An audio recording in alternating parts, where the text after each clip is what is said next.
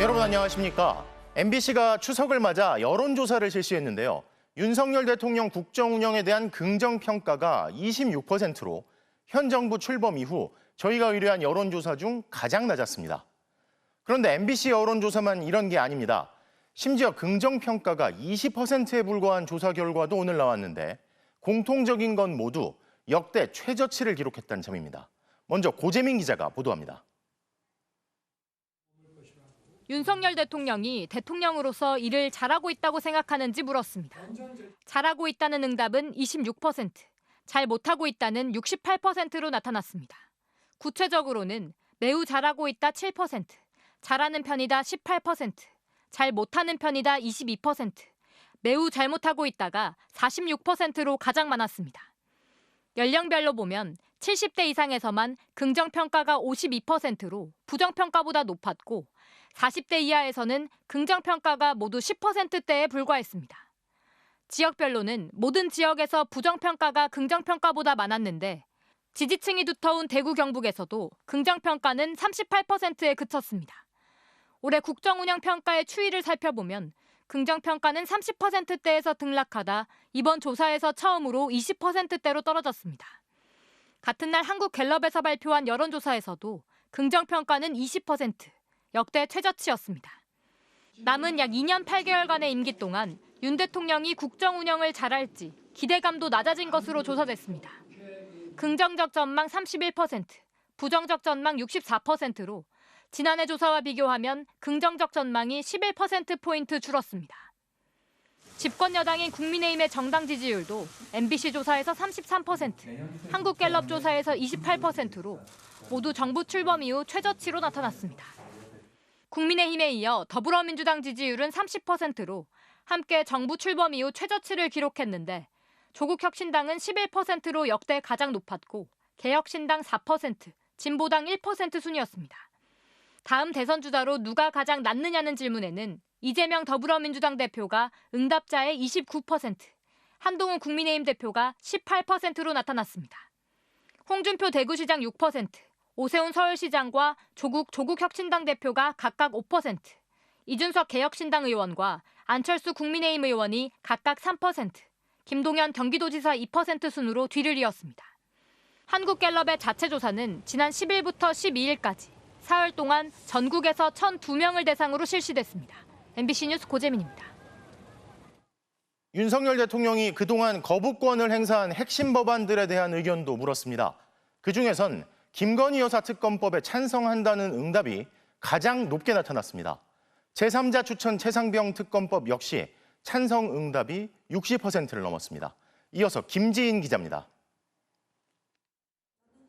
더불어민주당과 조국혁신당이 지난 5일 새로 발의한 김건희 여사 특검법 논의에 대해 어떻게 생각하는지 물었습니다.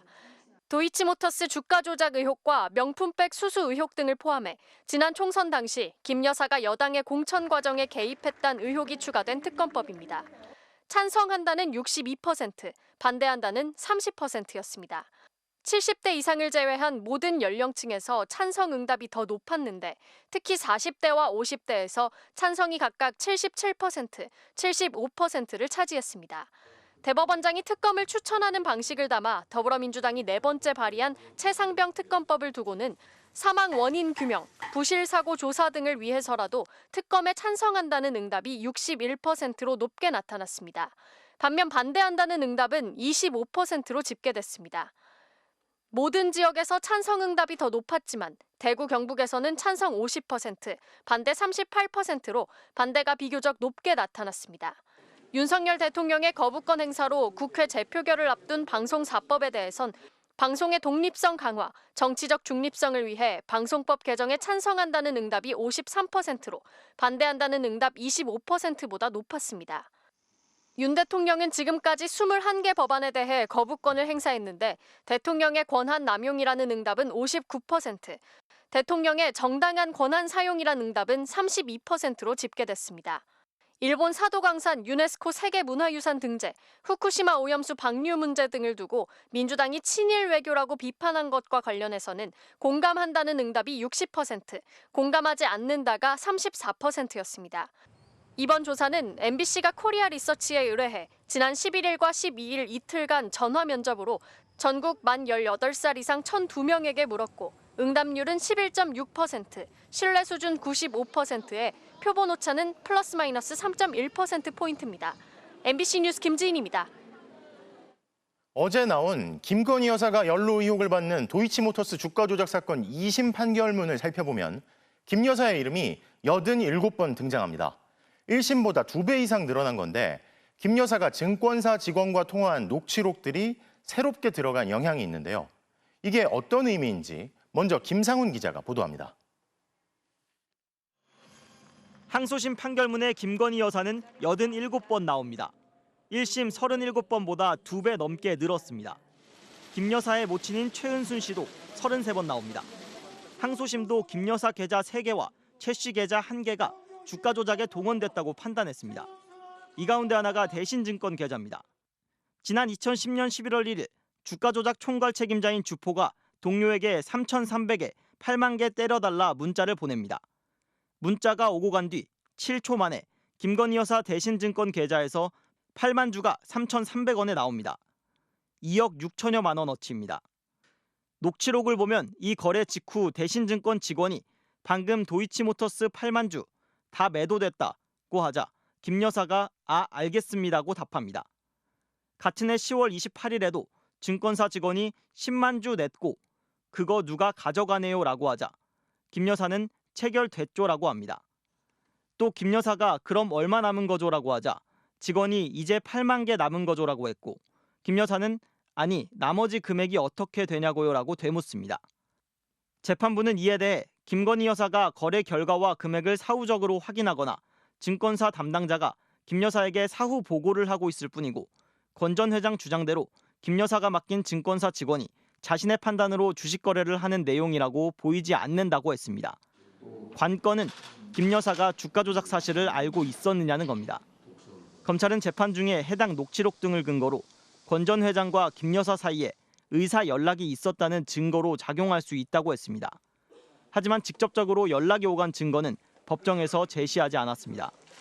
판결문에는 김 여사와 권 전 회장의 오랜 친분이 곳곳에 나타납니다. 김 여사는 상장 전에 도이치 비상장 주식을 보유하던 초기 투자자로 권 전 회장의 지인이라고 했습니다. 또 권 전 회장으로부터 소개받은 이모 씨에게 김 여사가 10억 원이 입금돼 있던 증권 계좌도 맡겼다고 했습니다. 김 여사 측은 주가 조작꾼들에게 속아 계좌가 활용당한 것이지 주가 조작에 가담하지 않았다는 입장입니다.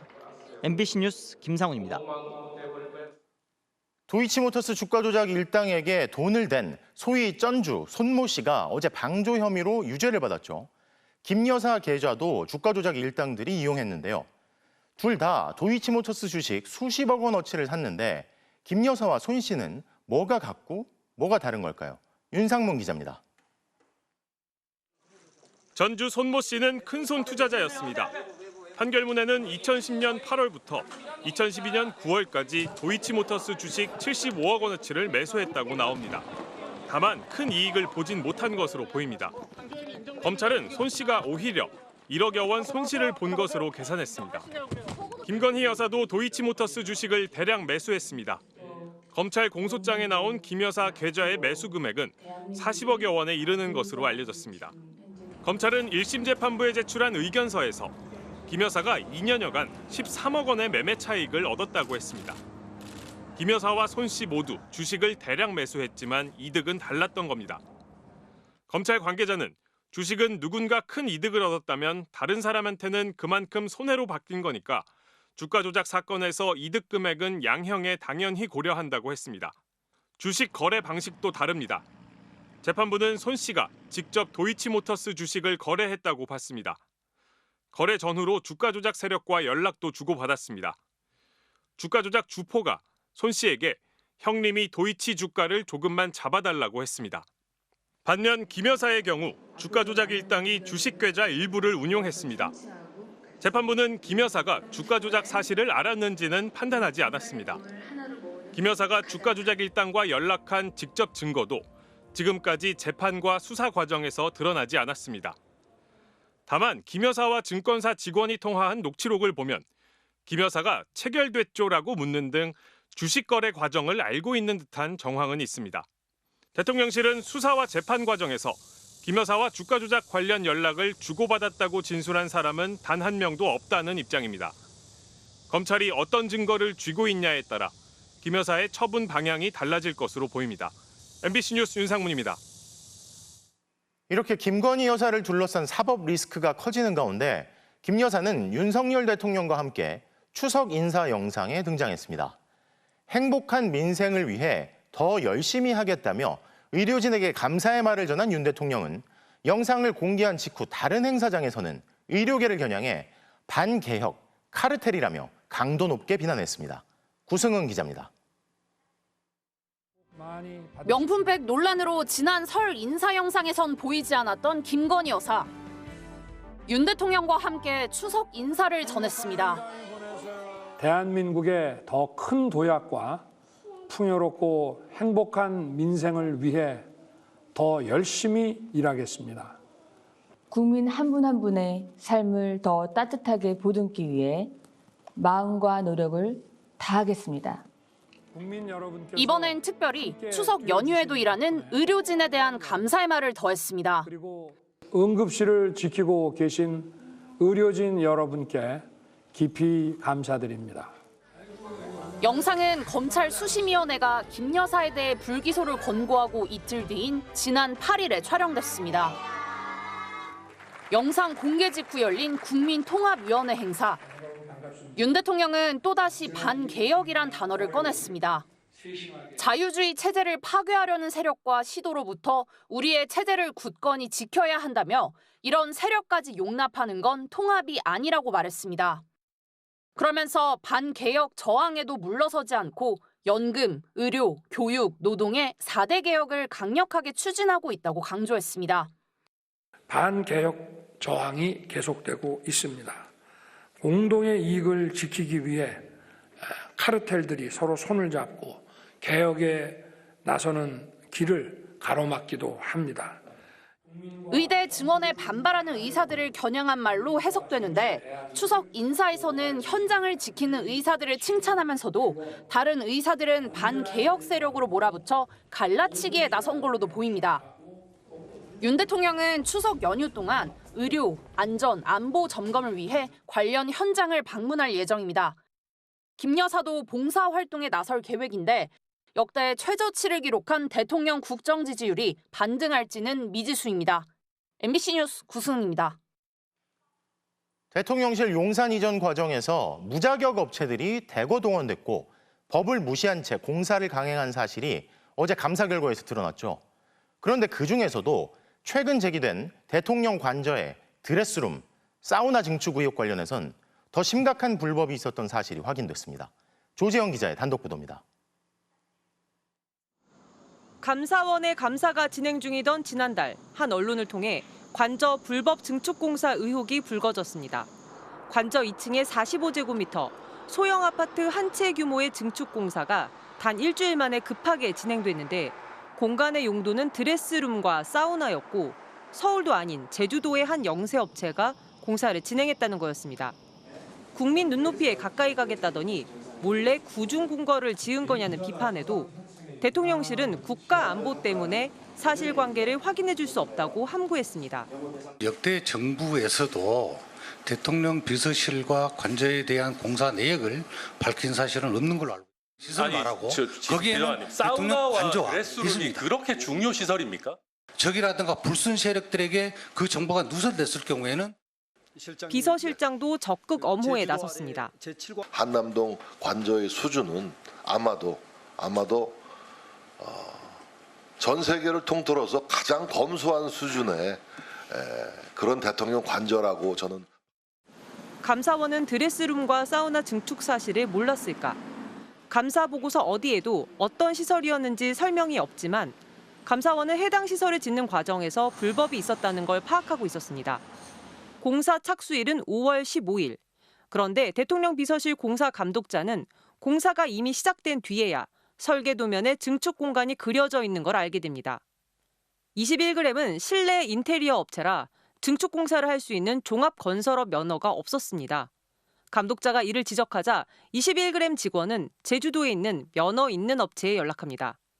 그런데 제주의 업체 대표는 자기 이름으로 계약만 하고 서울에 있는 친형에게 연락해 자기 대신 공사를 하라고 시켰습니다.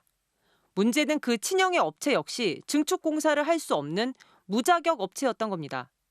공사 감독자도 모른 채 계약과는 전혀 다른 엉뚱한 무자격 업체가 공사를 해버린 겁니다. 최대 징역 5년까지 처벌 가능한 중범죄입니다. 누가 들어가는지에 대해서 사실 정보가 정확하지 않다는 거잖아요. 국가보안시설인데 아무나 들어가서 사실 지금 공사를 하는 상황이 된 거거든요. 야당은 대통령이 묵는 공간이 불법, 위법, 탈법으로 얼룩졌다면서 법을 위반했으면 주의가 아니라 수사를 해야 한다고 맹공했습니다. 감사원 결과를 놓고 보니 그 의심을 넘어서 확신이 듭니다. 관저공사 불법 의혹의 실체를 확인해야 하는 이유만 점점 더 늘어나고 있습니다. 감사원은 증축공사의 불법성을 보고서에 상세히 설명했지만 증축 공간이 드레스룸과 사우나가 맞는지에 대해서는 국가보안시설이라 보고서에 담기 적절치 않은 내용이라고 밝혔습니다. MBC 뉴스 조재영입니다. 이번 추석 연휴를 앞두고는 명절 덕담 대신 아프거나 다치면 안 된다는 말을 건네는 분들이 적지 않은데요. 응급실 등 병원 상황에 대한 우려 때문입니다. 특히 어린아이가 있으면 걱정이 더 크죠. 정부가 비상계획을 준비했다고는 하지만 현장에선 불안을 숨기지 못합니다. 유서영 기자가 보도합니다. 경기도 의정부의 한 어린이 병원. 문 연 지 1시간도 안 돼 대기실이 환자들로 꽉 찼습니다. 119분이 전화해가지고 아기가 지금 열이 39도 돼가지고 그 성모병원 가려고 한다고 하니까 환자들도 많고 이제는 마감해야 된다고 그러더라고요. 입원 병상도 모두 찬 상황. 예전 명절 땐 저녁 6시까지만 진료했지만 이번 연휴엔 밤 9시까지 문을 열기로 했습니다. 아기들이 갈 수 있는 응급실이라든가 이런 데가 점점 축소되고 있어요. 그 환자를 본다고 하더라도 그 배후 진료나 치료 종결이 안 되니까 그 아이를 자기들이 보고 딴 데 또 보내야 되는 거예요. 하지만 진료를 해도 MRI, CT 같은 정밀 검사나 응급 수술이 필요한 경우 결국 상급병원으로 향할 수밖에 없습니다. 의사소통이 어려운 소아 응급 환자 대응의 우려가 커지자 정부는 전국 소아 전문 응급의료센터 10곳이 연휴에도 24시간 운영한다고 설명했지만 불안감은 가시지 않습니다. 지난 주말 고열과 구토, 복통으로 병원을 찾던 4살 아이. 보호자가 119 구급대와 소아 응급센터 등 병원 14곳에 전화했지만 1시간 넘게 발만 굴러야 했습니다. 병원을 못 찾아서 얘가 죽나 이 생각이 들었죠. 언제 아플지 모르는데 응급실에 내가 갈 수 있을까? 이거를 고민한다는 자체가 조금 약간 코미디인 것 같아가지고.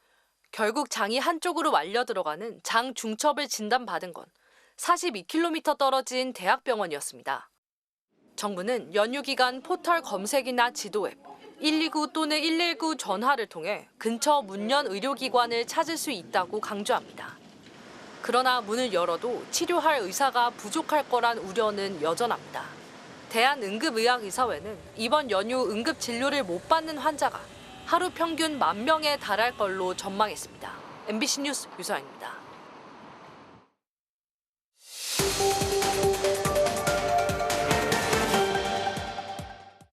이렇게 연휴 기간 응급실 진료에 대한 우려가 커지는 상황에서 한덕수 국무총리는 어제 응급실 뺑뺑이로 사망자가 속출한다는 건 가짜 뉴스라고 주장했습니다.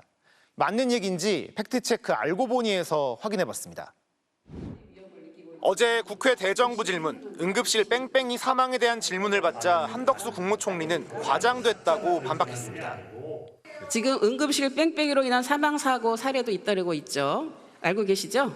잇따른다는 표현은 좀 과장입니다.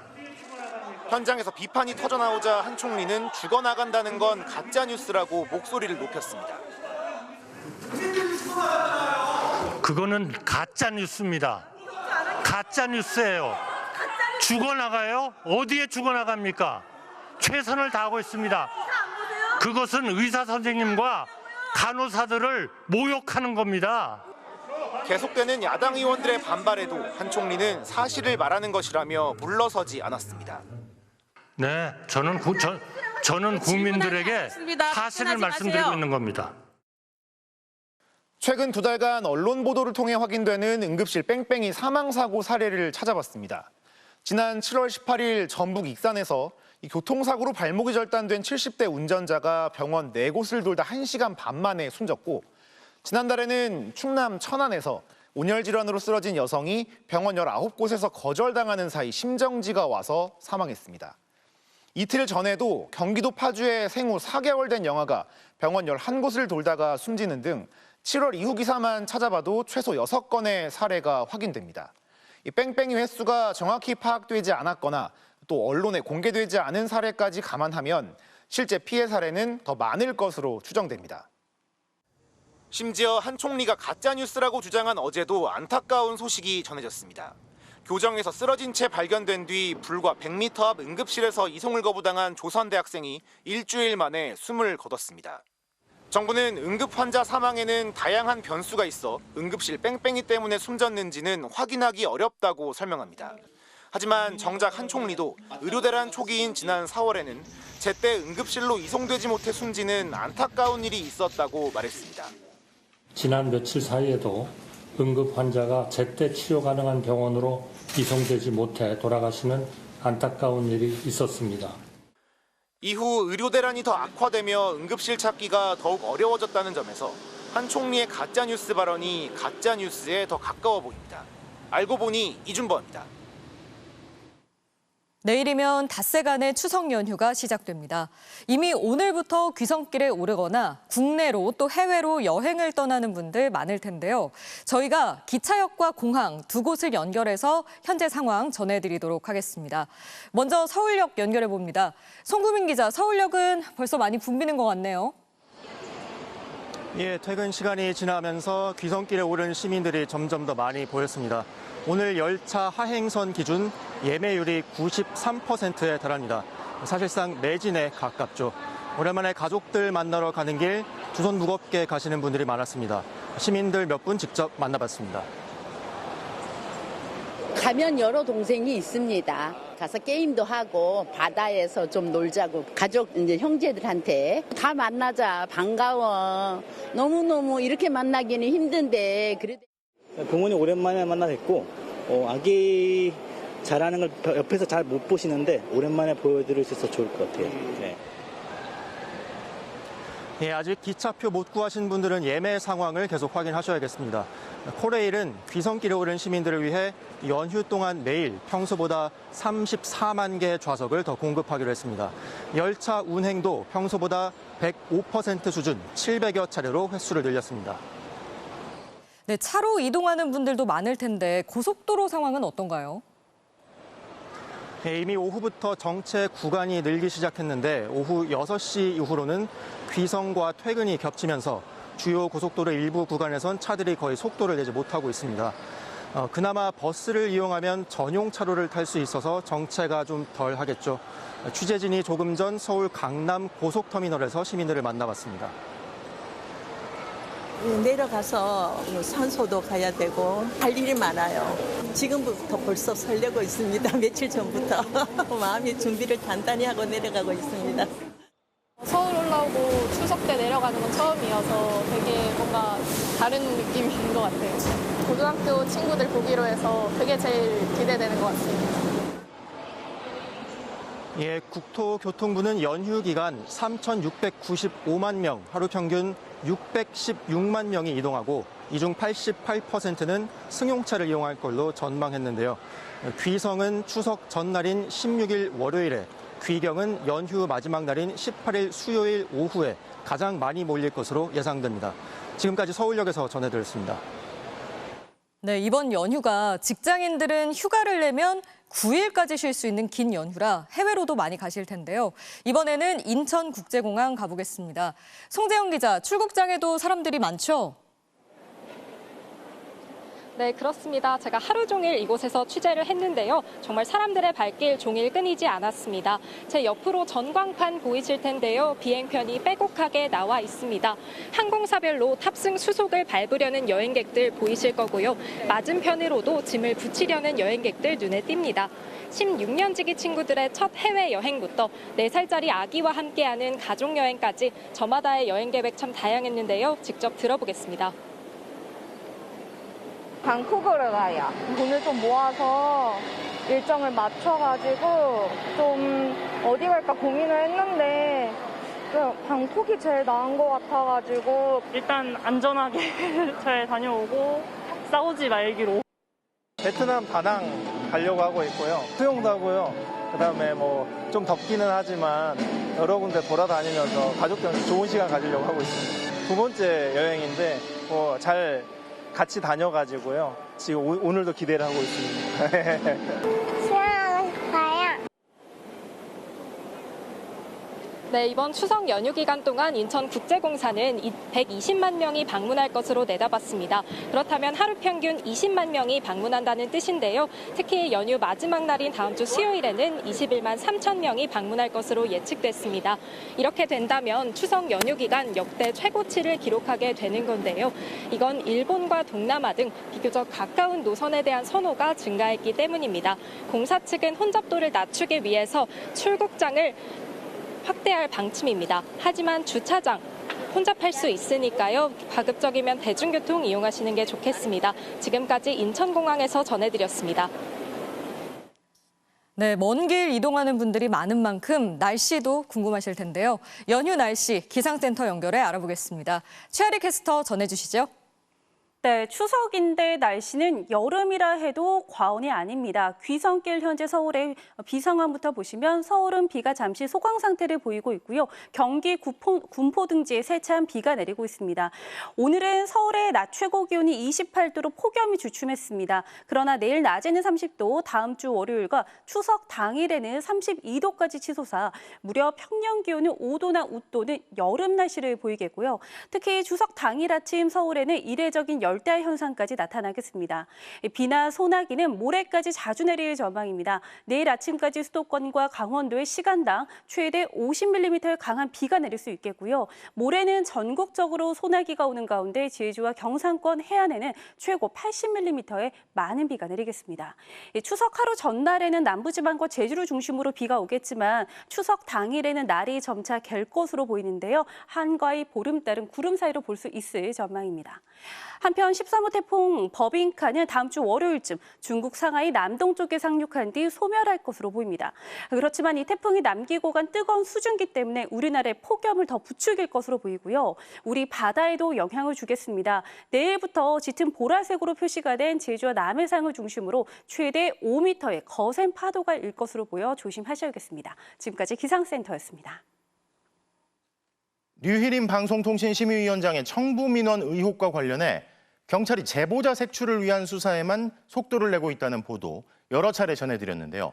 사흘 전 경찰이 방심위를 압수수색할 때 PC와 휴대폰 등에서 언론사와 기자 이름까지 검색하며 자료 확보를 시도했던 걸로 드러났습니다. 이용주 기자가 보도합니다. 지난 10일 경찰의 방송통신심의위원회 압수수색.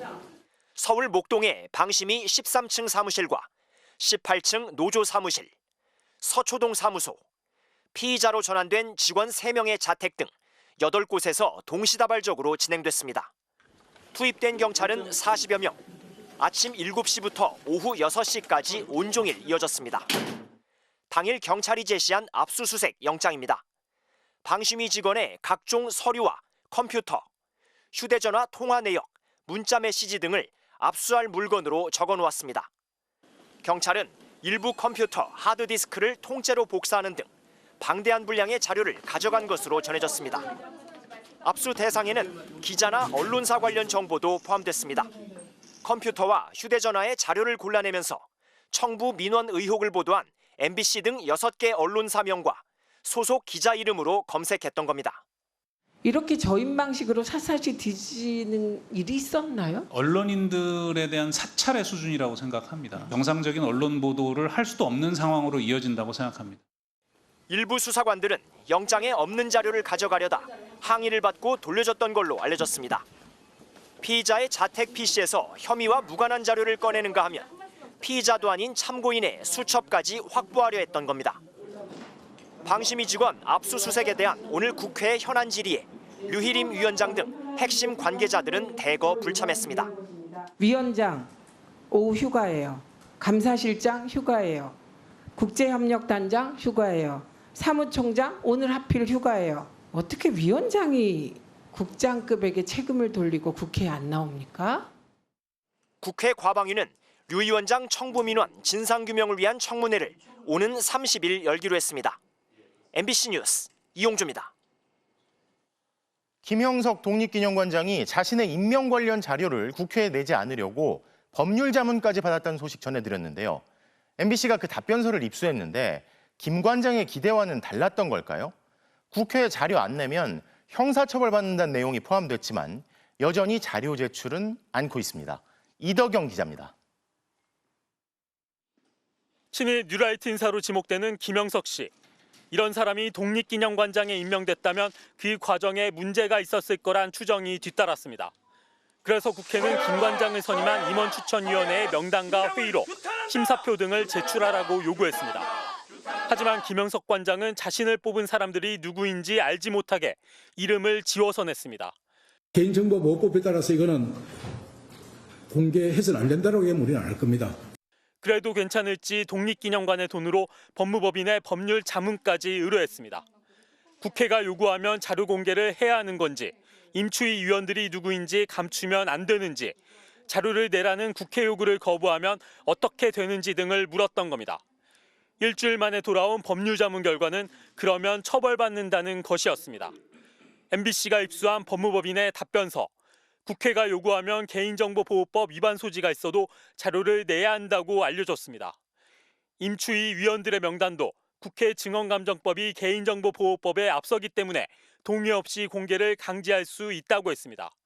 정당한 이유 없이 국회에 자료 제출, 열람, 공개 요구를 따르지 않으면 형사처벌 대상이라고 못 박았습니다.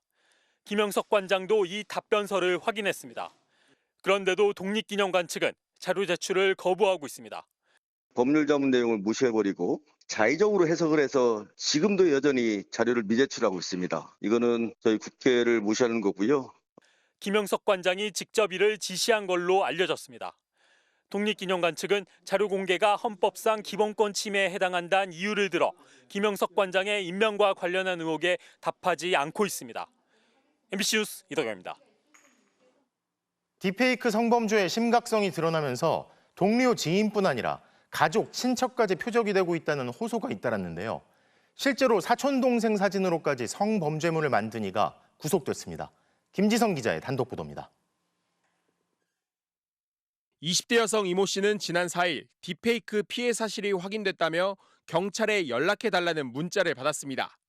지난달 딥페이크 성범죄물 심각성이 알려진 후 본인 SNS 사진을 비공개로 바꿨던 이 씨는 당황스러웠습니다.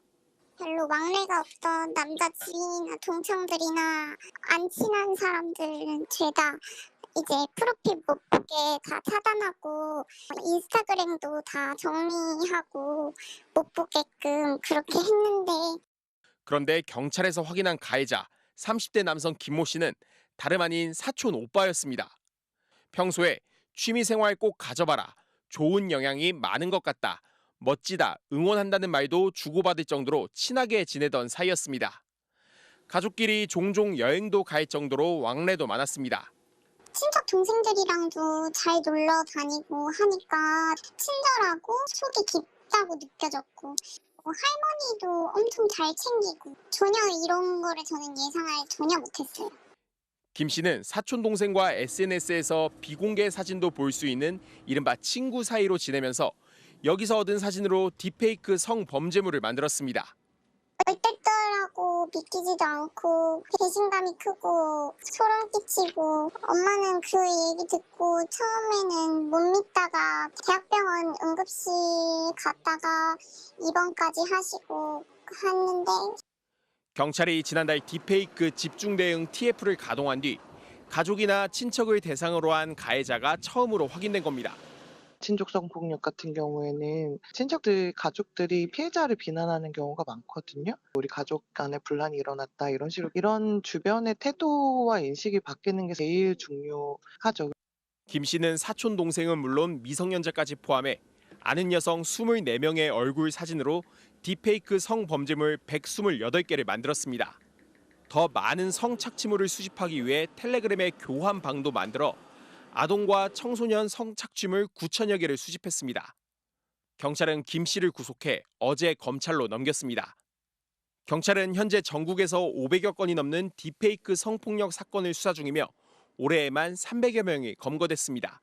MBC 뉴스 김지성입니다.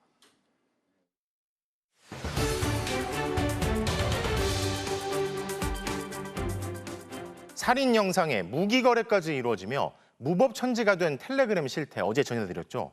저희도 텔레그램 측에 여러 차례 질의서를 보냈지만 아무런 답변이 없습니다. 이런 안하무인식에 대응은 하루 이틀이 아닌데요. 그동안 대책 마련에 손을 놓고 있었던 우리 정부와 달리 각국 정부는 앞다퉈 강력한 규제에 나서고 있습니다. 조국현 기자가 집중 취재했습니다. 1,500여 명이 있는 텔레그램 대화방에 올라온 이벤트 공지글입니다. 마약 투약하고 성행위한 영상을 올리면 상금으로 마약을 주겠다는 내용. 인기상 상금은 마약 5g, 참가만 해도 1g을 준다는 홍보에 대회에 참여하고 싶다, 3등에서 1g 받겠다는 호응이 이어집니다. 마약은 물론 딥페이크 영상 유포, 대포 통장 판매에 문서 위조까지 각종 범죄는 공권력을 조롱하며 갈수록 대범하게 이뤄지고 있습니다. 들이 어떻게 우리를 잡냐? 니네 나 잡을 수 있을 것 같아? 경찰 있으면 나와봐. 그런데 텔레그램의 보안성 뒤에 숨은 건 수사기관도 마찬가지였습니다. 텔레그램이라서 잡기가 어렵다라는 말이 좀 대표적인 2차 피해고 피해자들도 다 이제 느끼잖아요. 이게 진짜 힘들어서 이러는 건지. 최근 MBC는 범죄 백화점으로 전락한 현실에 대한 자체 평가, 범죄 대책 등을 묻는 질의서를 여러 차례 보냈지만 텔레그램의 반응은 묵묵부답이었습니다. 미국 정부 역시 2017년 외부 모니터링이 가능한 백도어를 서버에 설치하자고 회유 압박했지만 단칼에 거절당했습니다. 뉴욕타임스가 접촉한 전직 텔레그램 직원은 정부의 협조 요청, 문의 등을 받는 편지함은 거의 확인하지 않는다고 폭로했을 정도입니다. 텔레그램의 이런 안하무인식 태도에 각국 정부는 앞다퉈 규제에 나서고 있습니다. 영국은 지난해 11월 아동 성범죄물을 방치한 플랫폼의 경영진을 처벌하는 온라인 안전법을 제정했고, 유럽은 불법 유해 콘텐츠 확산을 기업 스스로 막도록 한 디지털 서비스법을 시행했습니다. 호주 의회는 아예 16세 미만 아동의 SNS 이용을 제한하는 입법을 추진하는 등 인내심의 한계를 느낀 각국 정부의 강경책 마련엔 속도가 붙고 있는 상황. 한국이 텔레그램 범죄의 온상이 되어가고 있는 현실에서 더 이상 정부와 수사기관이 텔레그램의 보안성을 핑계로 책임을 피하기는 어려워 보입니다. MBC 뉴스 조국현입니다. 하천이나 호수에 녹조가 발생할 때 정부는 녹조를 걷어내는 제거선을 투입합니다. 이렇게 걷어낸 녹조에서 찌꺼기를 분리하고 물은 다시 흘려보내는데요. 이때 녹조 독소가 다시 강으로 흘러들어간다는 사실이 MBC 취재 결과 확인됐습니다. 차현진 기자가 단독 보도합니다. 초록빛으로 물든 수면에 녹조 제거선이 투입됐습니다. 배가 지나간 흔적을 따라 녹색빛이 옅어지며 물길이 생깁니다. 녹조를 수거하고 있는 겁니다. 수거된 녹조는 어떻게 처리될까? 망을 통해 물과 녹조 찌꺼기를 분리한 뒤 찌꺼기는 소각 혹은 매립하고 물은 다시 강으로 흘려보냅니다. 그런데 이 흘려보낸 물 일부에서 대표적인 녹조 독소인 맹독성 물질 마이크로시스틴이 다량 검출된 것으로 MBC 취재 결과 확인됐습니다. 환경단체가 지난달 낙동강 창녕 함안보 구간에서 녹조 찌꺼기와 분리돼 방류된 물을 사전 입수해 분석했습니다. 그 결과 미국 환경보호청 물놀이 금지 가이드라인의 50배가 넘는 400ppb의 마이크로시스틴이 검출된 겁니다. 기껏 애써서 그 녹조와 강물을 육상으로 가지고 와서는 오히려 녹조 독소를 제거하는 것이 아니라 녹조 독소를 더 키우는 그런 역설적인 녹조 제거선이 큰 효과가 없다는 지적도 있습니다. 정부는 전국 주요 하천에 녹조가 심한 지점에 총 28대의 녹조 제거선을 배치했습니다. 환경단체에 따르면 배안대는 초당 0.055톤의 녹조를 수거합니다. 많게는 초당 수백 톤에 달하는 하천의 유량을 고려하면 별 실효성이 없다는 겁니다. 사대강보 철거 등 녹조 제거를 위한 근본적 처방을 하지 않고 물에 둥둥 뜬 녹조 제거만을 하겠다는 땜질식 처방 때문에 발생한 문제라고. 환경부는 녹조와 분리된 물에 대해선 별도 처리 규정이 없다고 밝혔습니다. 그러면서 환경단체의 분석은 정부가 정한 방법을 따르지 않았으며 지난달 초 다른 지점에서 분리 처리된 물에선 기준치 아래 독소만 검출됐다고 답했습니다. MBC 뉴스 차현진입니다. 제주에 여행을 갔다가 금은방에 침입해 귀금속을 훔친 일당이 경찰에 붙잡혔습니다. 단 22초 만에 6천만 원어치의 금품을 훔쳤는데 일당 3명 중 2명이 10대 청소년이었습니다. 이따금 기자가 취재했습니다. 금은방 10여 곳이 모인 제주의 한 상점가. 헬멧을 쓴 남성이 서성거리다 한 귀금속 가게에 접근해 안을 들여다봅니다. 잠시 뒤 다시 나타난 남성은 가게 문을 연이어 두드려본 뒤 손에 들고 있던 돌로 유리문을 깨부숩니다. 금은방에 들어간 지 22초 만에 남성은 무언가를 들고 나와 사라집니다.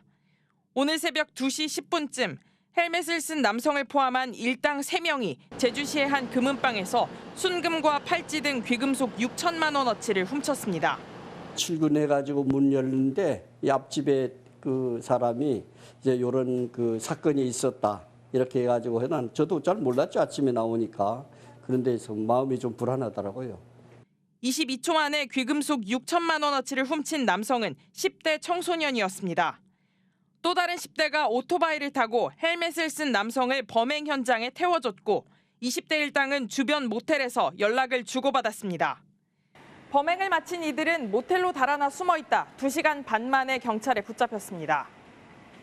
경찰의 특수 절도 혐의로 검거된 이들은 평소 알고 지내던 사이로 2주 전 제주에 온 것으로 확인됐습니다. 3명은 여행차 제주도 입도하여 생활비를 마련을 하기 위해 범행 이틀 전부터 범행을 모의하였다고 진술하고 있습니다. 경찰은 이들이 범행에 사용한 오토바이도 훔친 것으로 보고 또 다른 범죄는 없는지 수사를 확대하고 있습니다. MBC 뉴스 이따금입니다. 원전을 설계하는 국내 유일의 업체 한국전력기술이라는 한국전력의 자회사가 있는데요. 이 회사 사장이 2년여 동안 101번이나 상습 지각을 하고 외유성 출장을 다닌 사실이 정부 감사에서 드러났습니다. 그런데도 여전히 사장 자리를 지키고 있다는데 무슨 일인지 장슬기 기자가 단독 보도합니다. 국내 유일의 원전 설계 회사인 한국전력기술. 한국전력의 자회사로 지난 2009년 아랍에미레이트, 올해 체코 원전 수출에도 참여했습니다. 한전기술 대표는 한전 출신인 김성암 사장. 그런데 지난 7월 산업부는 내부 감사를 통해 복무 기강 해이 등 김 사장의 비위를 적발한 것으로 확인됐습니다.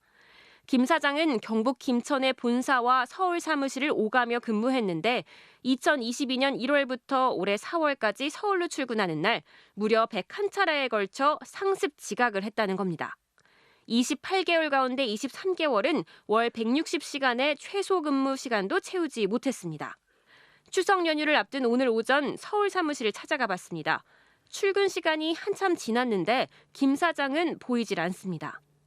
오늘 출근을 그러면 오후에 하시는 거예요?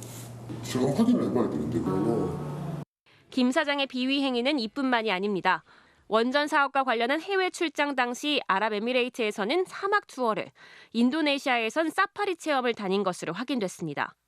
출장비 허위 수령과 부당한 인사 조치도 적발됐습니다. 산업부는 김 사장에 대해 엄중한 임사 조치가 필요하다고 결론 냈지만 실제 해임 같은 조치는 없었습니다. 김 사장의 임기가 지난 5월 이미 만료됐다는 겁니다. 그런데 후임자 임명이 미뤄지면서 김 사장은 넉 달 넘게 자리를 지키고 있습니다. 4월에 감사를 해서 문제가 있었으면 즉각 조치했어야 맞죠. 산자부의 내부 감사 기능을 좀 더 보강하는 게 맞겠다. 김 사장은 상습 지각에 대해 평소 많이 늦은 건 아니었고 다른 비위 행위도 사장으로서 할 만한 조치였다고 주장했습니다. 차가 밀려가지고 가끔 한 5분, 10분 늦은 부분도 있고 그런 부분들인데 회인 명령 이런 거 아니고. 감사를 받던 김 사장은 지난 7월 한전기술의 대규모 정기 인사까지 실시했습니다. MBC 뉴스 장식입니다. 북한이 핵무기의 핵심 원료인 우라늄 농축 시설을 처음으로 공개했습니다. 핵 개발을 철저히 비밀리에 진행해왔던 북한이 무슨 목적으로 이런 이례적인 행동을 했을까요? 조희명 기자가 분석합니다.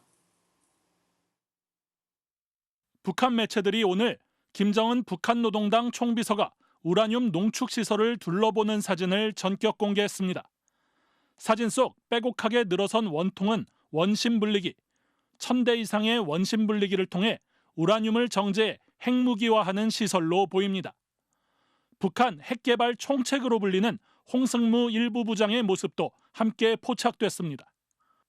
김정은 총비서가 직접 핵무기 시설을 시찰하는 모습을 북한이 공개한 건 이번이 처음입니다. 다만 이번에 공개한 시설이 기존 영변 인근인지 강선 등 제2, 제3의 다른 시설인지는 밝히지 않았습니다. 이는 50여일 앞으로 다가온 미국 대선을 앞두고 민주, 공화 양당에 메시지를 던진 것이라는 분석이 나옵니다. 핵무장 수준을 과시함으로써 미국과 비핵화를 두고 협상할 게 아니라 핵 보유국으로서 군축 협상에 나설 것임을 선언했을 수 있습니다. 핵 협상의 지위가 완전히 달라지는 거죠. 그러니까 한쪽이 일방적으로 비핵화를 당하는 개념이 아니라 동등하게 핵을 보유한 국가 대 국가 사이에서 협상을 하느냐 이런 문제로.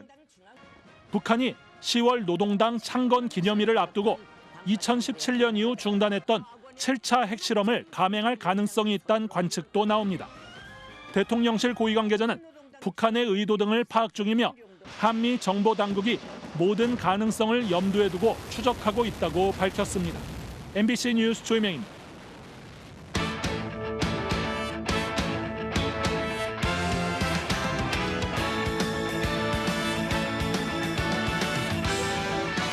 금요일 밤 스포츠 뉴스입니다. 중국 축구협회로부터 영구 제명 징계를 받은 손준호 선수가 결국 수원FC와 상호 합의하에 계약을 해지했습니다. 금품 수수 혐의 등에 대해 명확하게 해명하지 못하면서 3개월 만에 팀을 떠나게 됐습니다. 김태형 기자입니다. 사흘 전 금품 수수와 승부 조작 혐의로 중국 축구협회로부터 영구 제명 징계를 받았던 손준호. 이튿날 기자회견을 열어 중국 공안의 가족 협박과 판사의 회유로 거짓 자백을 했었다며 눈물로 억울함을 호소했습니다. 그게 불법적인 돈이 아니다라는 것은 정말 확실하게 얘기해드리고 싶고요. 워낙 서로 도와주고 돕고 이런 것도 많이 하고 저 또한 이제 그 금액이 큰 금액이라고는 생각을 안 했던 것 같아요. 하지만 동료에게 받은 3,700만 원이 승부 조작 대가는 아니라면서도 명확하게 해명을 하지 못하면서 의혹은 여전히 의문투성이로 남았습니다. 결국 여론의 공감을 전혀 얻지 못하게 되자 수원FC는 계약 해지라는 결단을 내렸습니다. 당초 피파의 최종 결정이 있기 전까지 경기에도 출전시킬 예정이었지만 더 이상 팀에 부담을 줄 수 없다는 판단에 입장을 바꿨습니다. 이게 조금 커졌어요, 논란이. 그리고 이렇게 논란이 커진 상태에서는 그 방향보다는 지금 방향이 낫다고 판단한 거죠. 또 세금으로 운영되는 시민구단으로서 무리하게 영입을 한 게 아니냐는 비판이 쏟아지는 점도 부담으로 작용한 걸로 보입니다. 제 철학은 선수 보호가 우선이었고 그런 의미에서 이제 영입을 하게 됐고 그 얘기는 하진 않았고 어떻든 자신이 있다고 했으니까 좀 안타까워요. 3개월 만에 다시 팀을 떠나 무적 신세가 된 손준호. 의혹 해소를 위해 적극적으로 나설지 선수 생활 최대 위기에 놓였습니다. MBC 뉴스 김태훈입니다. 월드컵 3차 예선 2연전에서 선수들이 가장 많이 거론했던 문제가 서울 월드컵 경기장의 잔디 상태였는데요. 다음 달 이라크와의 홈 경기 장소 변경 가능성도 제기되고 있습니다. 송기성 기자입니다. 홈에서 충격적인 무승부를 거뒀던 팔레스타인전. 팬분들의 눈에도 저희가 좋은 경기, 빠른 템포의 경기를 못하는 것들이 좀 아쉽다라고 생각을 하는데 더 좋은 환경에서 하면 더 좋겠지만 잔디 탓을 하고 싶진 않고 5만 원정에서 승리를 거둔 후에도 잔디 문제는 또다시 거론됐습니다. 그라운드 상태가 너무나도 좋아서 자신 있는 플레이를 했던 것 같고요.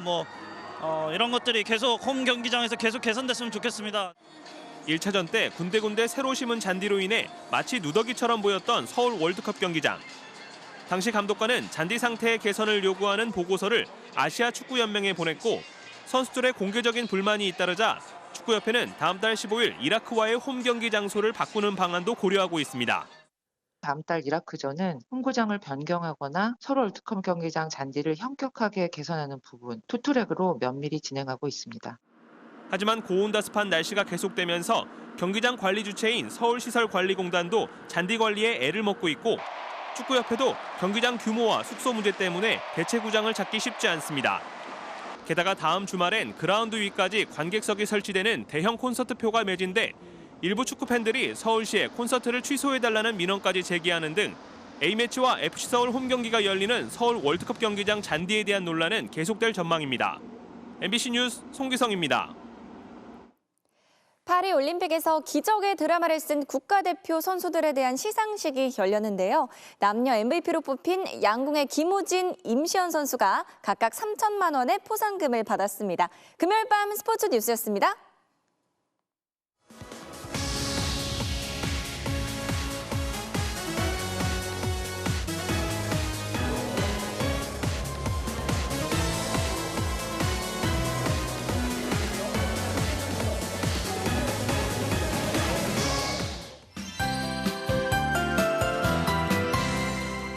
추석인데 다시 여름이 되어버린 듯한 날씨입니다.